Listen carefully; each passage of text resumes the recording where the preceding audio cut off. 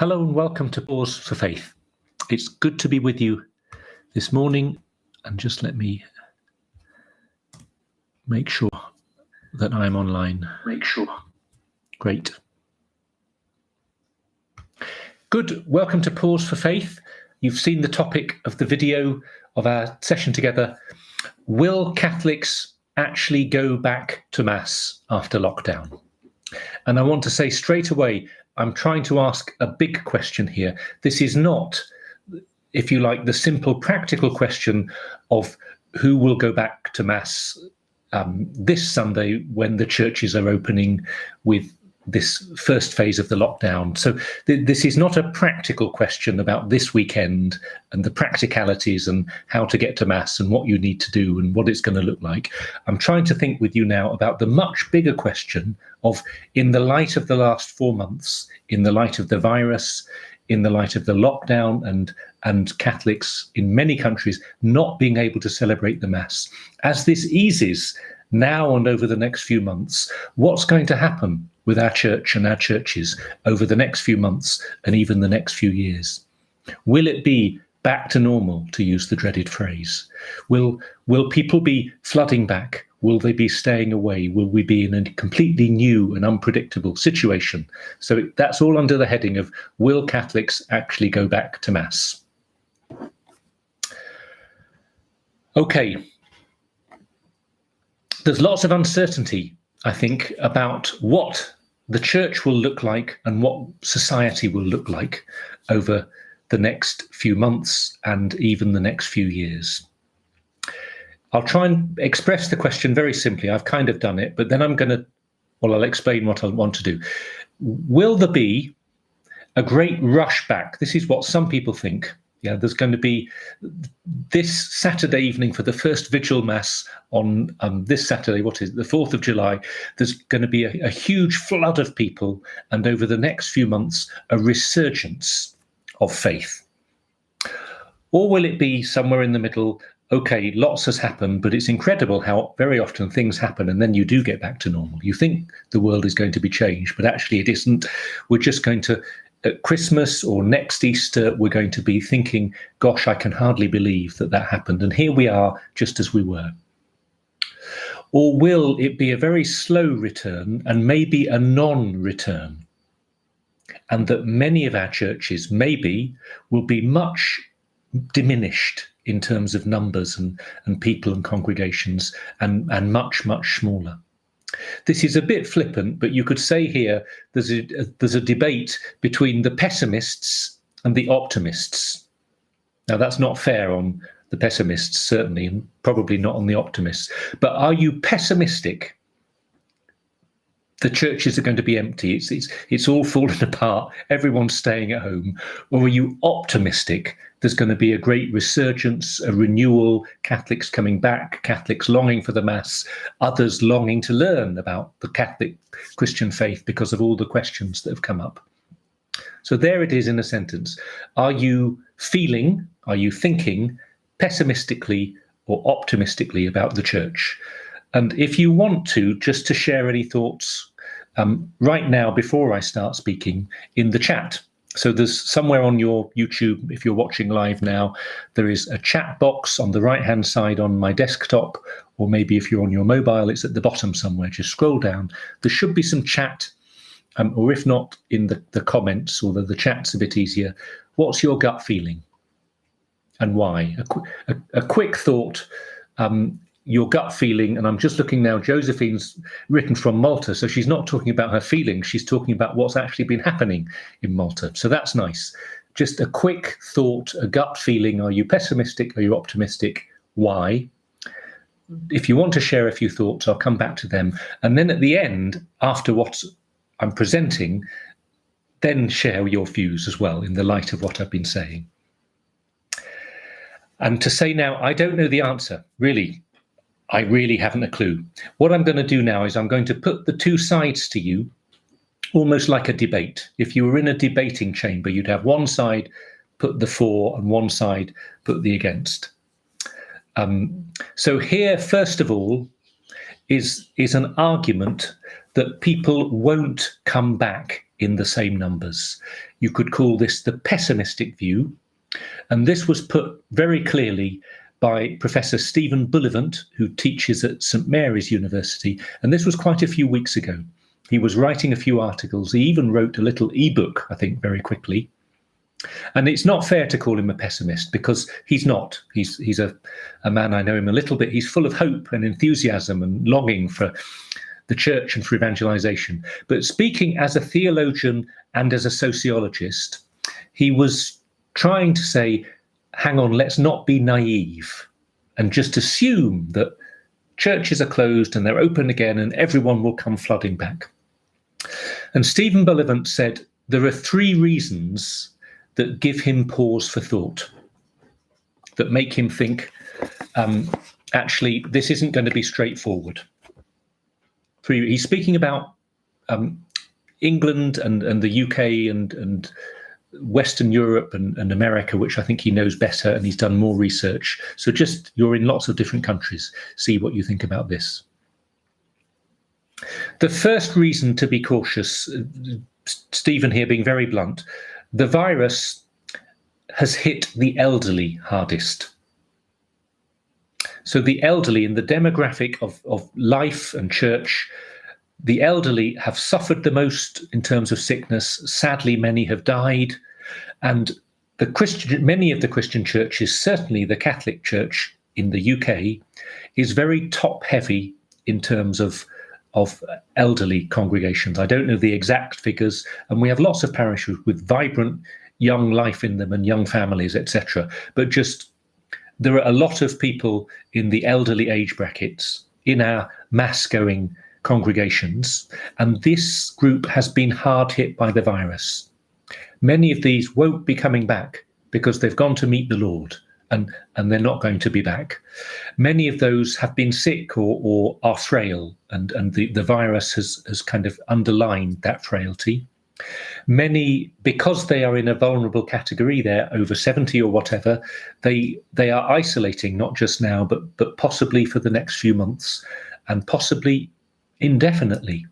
Just the advice is to be careful, especially if you're elderly and vulnerable, and maybe that's making them think the moment for going out in public and to church has passed. And many of them understandably are struggling with anxiety and an apprehension about going out.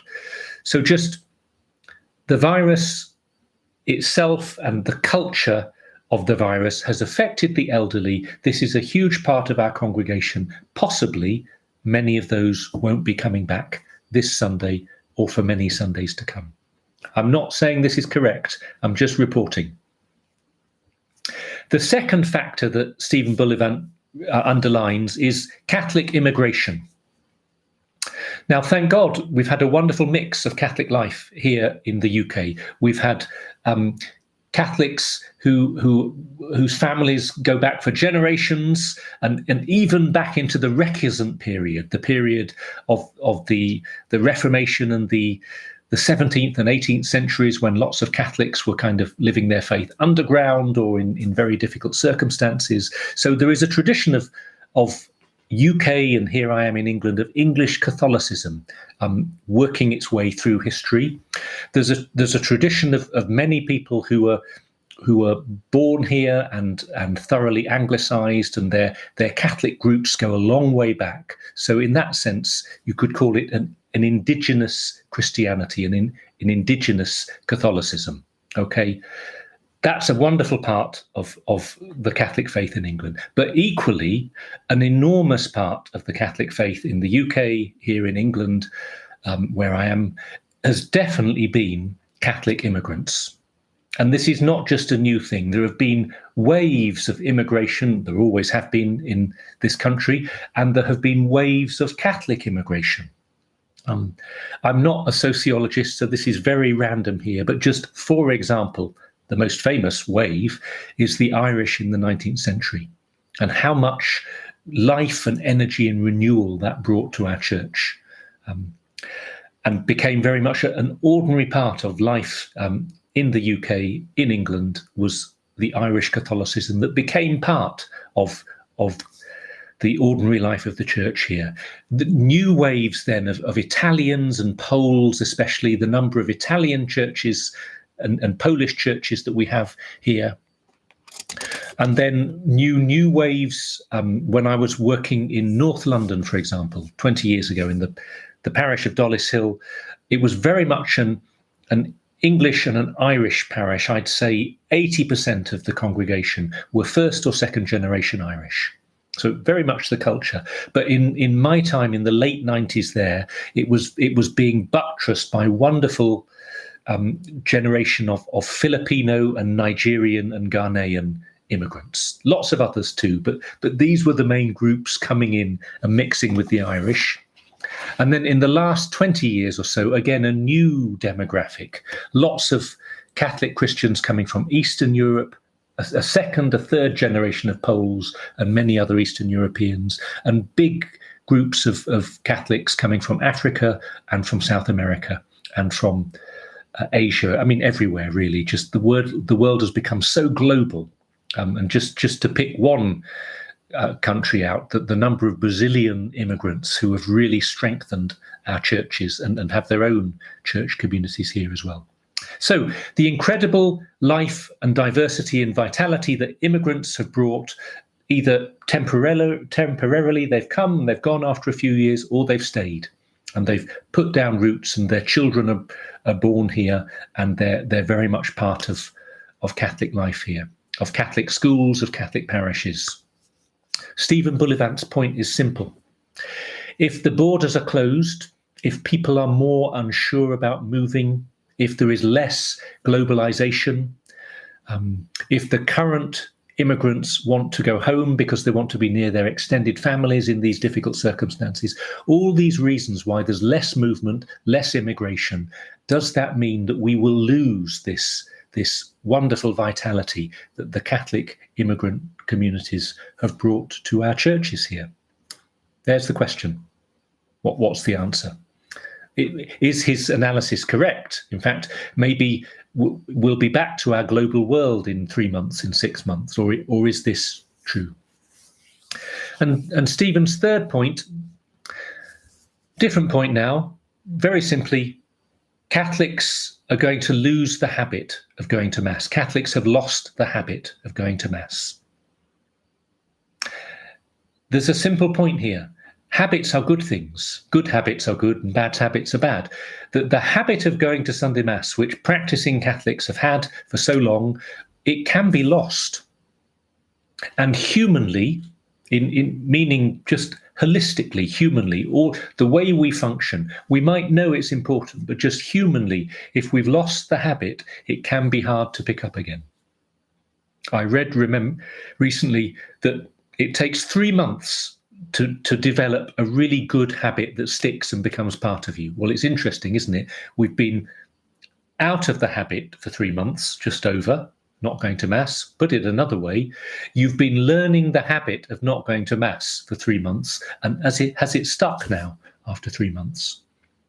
And there's a deeper point here. It's not just about the momentum and the physical habit. Stephen is saying that many people, for the first time, have had the experience of not being at Mass. And that maybe some, he's not saying, isn't this great, but just some maybe have realised that it's not as central as they thought. They've realised maybe that they were only going out of habit, and actually out of habit or instinct, or to please their parents, or because it was the culture they grew up in, or whatever. And in fact, when they break the habit, when they realise what their life adds up to and what's important to them, they've realised that it wasn't as important as they thought it was. They've appreciated the extra time. They've found sustenance in different ways, and they've felt that it hasn't made the difference they expected it to make. And to put this in a kind of biblical sense, this is a time of testing. If you were going out of habit or out of Sunday obligation, which is a good thing, really, the habit is a good thing. Our commitment to go each Sunday is a good thing. But if you were going out for those two reasons without reflecting, and now you don't have those two reasons, the habit or the Sunday obligation, then it forces you to see Are there deeper personal reasons that make me want to go? Have I got roots, spiritual roots, personal roots? How deep is my faith? Or in fact, when I take away the holds, the safety cords of habit and obligation, is there not very much? I'm holding on to these, but there's not very much underneath me. And I think, gosh, do I want to go anymore? Do I need to go? In other words, in the best sense of the word, this is a crisis, a point of decision, a fork in the road. It tests the maturity of our faith. Do I have a deeper faith that makes me want to come back, that's made me miss going to Mass, that gives me a personal incentive, not just a communal incentive, if possible, if it's possible to come back this Sunday, to want to come back? And if I don't have that deep personal connection, that deep motivation and incentive, then that's another moment of crisis. I mean this in a positive sense again. It's a moment to say, gosh, do I need to discover that? Can I find reasons for myself to challenge oneself? Or in fact, am I someone who, when they see there isn't the depth there that I might have expected, I look somewhere else and I don't bother going deeper? Basically, how deep is our Eucharistic faith? That's the thing that's behind Stephen's question. His phrase, we'll lose the habit, but the deeper point there is, how deep or how shallow is our Eucharistic faith? It's not binary, it's not black or white, but we will see over the next few months how Eucharistic our church is, how faithful our church is, whether we are a people of faith or just a people of habit, and when the habit's gone, there's no faith there left anymore. I'm not saying I think this, I'm just putting the argument. Right, there's the argument.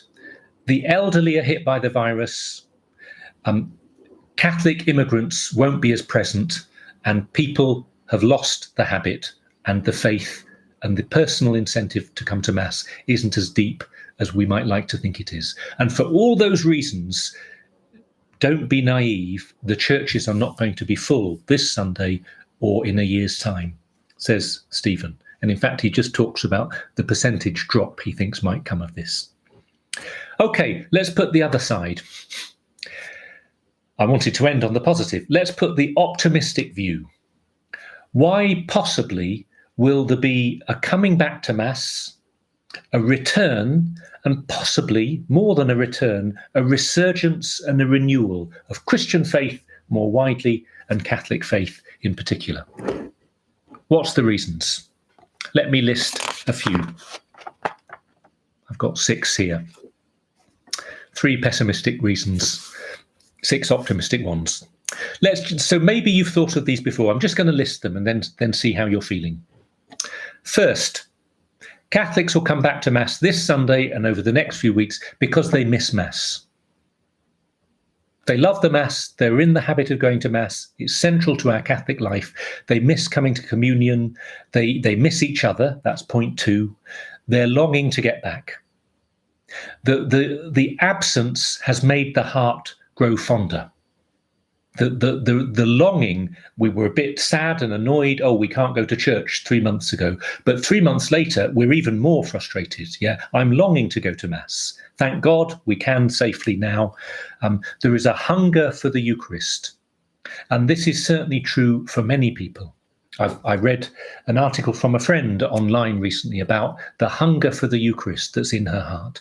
I've been hearing stories, talking to the local parish priests here around Marylebone, them speaking to me. I'm the dean, so we have lots of conversations about what it's been like to welcome people back into churches over the last 3 weeks for personal, private prayer, and how moved people have been. Literally, some people coming into church in tears because they haven't been into the Catholic Church in 14 weeks. They haven't been into this their home. It's like a homecoming. They haven't been able to speak to the Lord in the Blessed Sacrament, heart to heart, to worship him. They haven't been able to greet their brothers and sisters, their priests. People profoundly moved to be back in their churches and soon to be back at Mass. The first reason there, we love the Mass and we miss the Mass and we're longing to go back. So of course our churches will be full.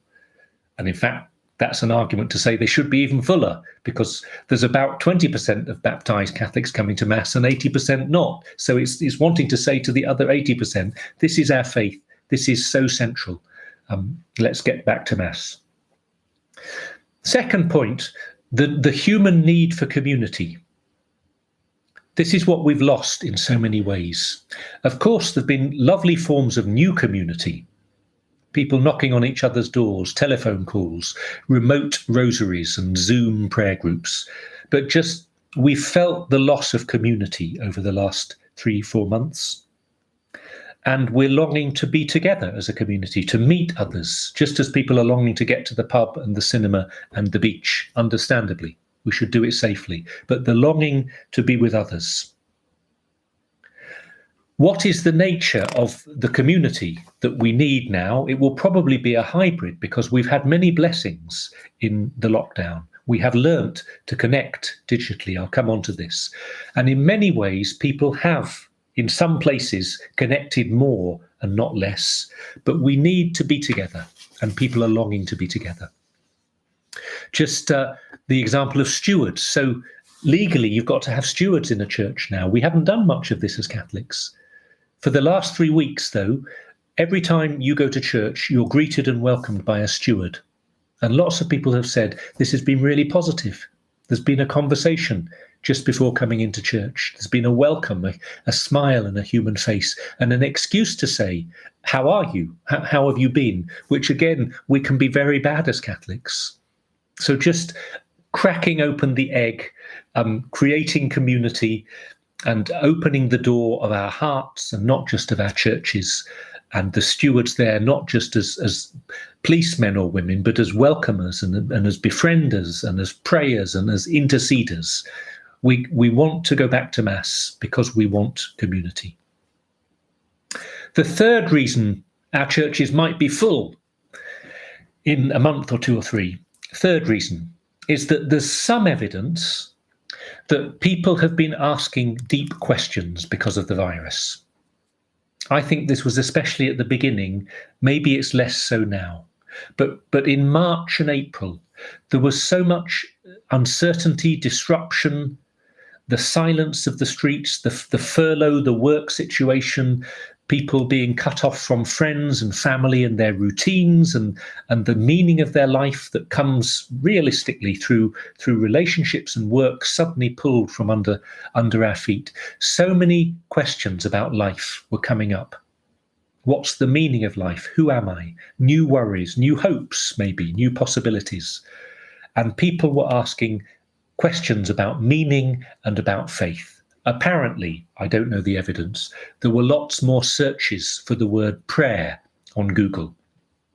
And there's lots of anecdotal evidence in social media, in newspaper articles, that people were asking spiritual questions about meaning.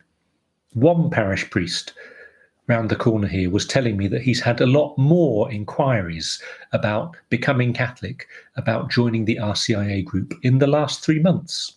It's not everywhere, but it's anecdotal. So, ordinary people, Catholics and non-Catholics and non-Christians and atheists and agnostics, asking questions about life, searching for meaning, possibly asking questions about God and faith and prayer. And will this lead them to the church and to a life of faith? Possibly. We don't know. We have to see. The fourth suggestion is that the fourth optimistic suggestion, that there's been loads of digital activity from the church like never before. This live stream now is one example. I've never live streamed. Back in March, I felt, gosh, maybe I should do some live streaming to connect with the students because they're stuck at home. And here are we together now having this time. Loads of examples, ordinary parishes streaming, people giving talks on their phones, the expansion of social media. All this digital activity has been connecting not just the people who were going to Mass already, but has been connecting new people to the churches in different ways. Churches who would have 200 or 300 or 400 people coming to Mass on a Sunday have now got 1,000 or 2,000 people streaming, watching their Masses on the live feed from all over the world. The digital world has created what someone has called a new foyer, a new lobby for the church. And there are thousands and thousands of people who were not in the foyer before, now they're curious about the Catholic Church. Sometimes it's people just hopping around. I know. I used to go to Mass here and now I'm watching a Mass over there. Yeah, I've had students say that. Oh, we're not Zooming in with you, Father Stephen. I know you're our parish, but we found this much more interesting parish elsewhere. Well, wonderful. So there's lots of hopping around, but there is also new viewing. So people are coming into the digital foyer of the church. We are connecting with Catholics, with lapsed Catholics, with the unchurched. And the question is, will they step in further? Will this be a possibility? And as a church, will we be offering something to these people beyond the lockdown and beyond the digital? The fifth reason is taking this a little bit further. We've done lots of digital activity, first of all, honestly, mainly for our own people. Oh, there's no one at Mass, I've got to connect with them. Let's do something digital. Yeah. But this is point number 5, that there's been a lot more activity which hasn't been just for the Catholics, but it's been to try and do some evangelization, some faith outreach in this world of lockdown and of digital. To use the jargony word, this has been more intentional.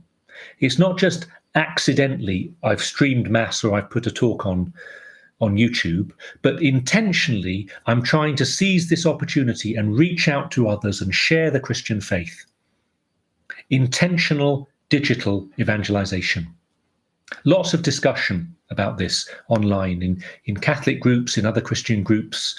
Something I follow a little bit, not as much as I'd like to, is Sherry Waddell has a group on Facebook called the Forming Intentional Disciples Facebook group, and some wonderful discussion there about the digital activity of the church is not just to connect people to Mass in the same way that they were going to Mass before. It's meant to be much more creative and evangelistic, and thinking of new ways that we can reach out and connect and speak about our love for the Lord and his love for them, and bring them into a larger faith then. And yes, possibly bring them to RCIA and to coming to Mass every week.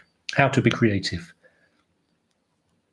And finally, the 6th point, the wonderful examples of charity and social outreach and care for the poor and the vulnerable that so many Catholic parishes have been involved in. It's not that this started with the lockdown.